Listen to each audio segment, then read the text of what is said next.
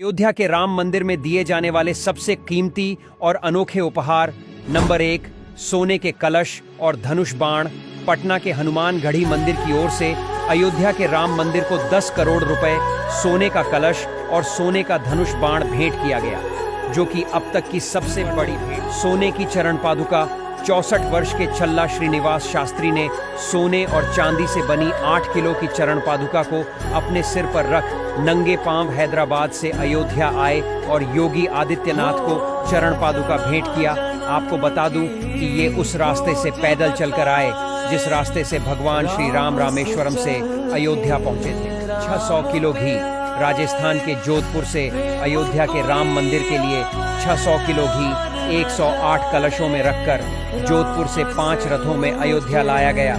इस घी से भगवान श्री राम का अभिषेक किया जाएगा और 22 तारीख को इस घी से पूरे अयोध्या राम मंदिर में दीप चार 108 फीट लंबी अगरबत्ती।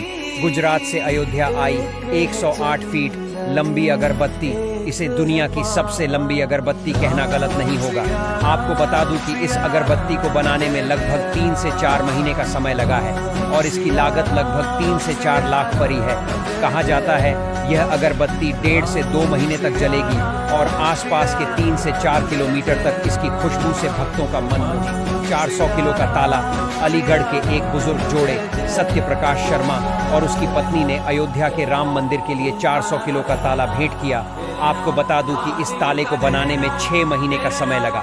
बात करें इसकी लंबाई की तो वो 10 फीट है और इसकी चौड़ाई 4 फीट है। 9 देशों का समय बताने वाली घड़ी।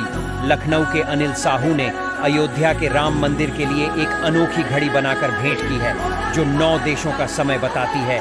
ये दुनिया की पहली घड़ी होगी जो 9 देशों का समय बताती है। 1100 किलो का दीप। अयोध्या के राम मंदिर के लिए गुजरात के वडोदरा से 1100 किलो का विशाल दीप पहुंचा। यह दीप इतना विशाल है कि इस दीप में 500 किलो घी समा सकता है। इस दीप को जलाने के लिए 15 किलो रुई का बाती बनाई गई है। कहा जाता है इस दीप को जब जलाया जाएगा तो ये लगभग 2 से 2.5 महीने तक जलेगी और इसे केवल शुद्ध घी से जलाया जाएगा। वीडियो लास्ट तक देखने के लिए धन्यवाद। जय श्री राम।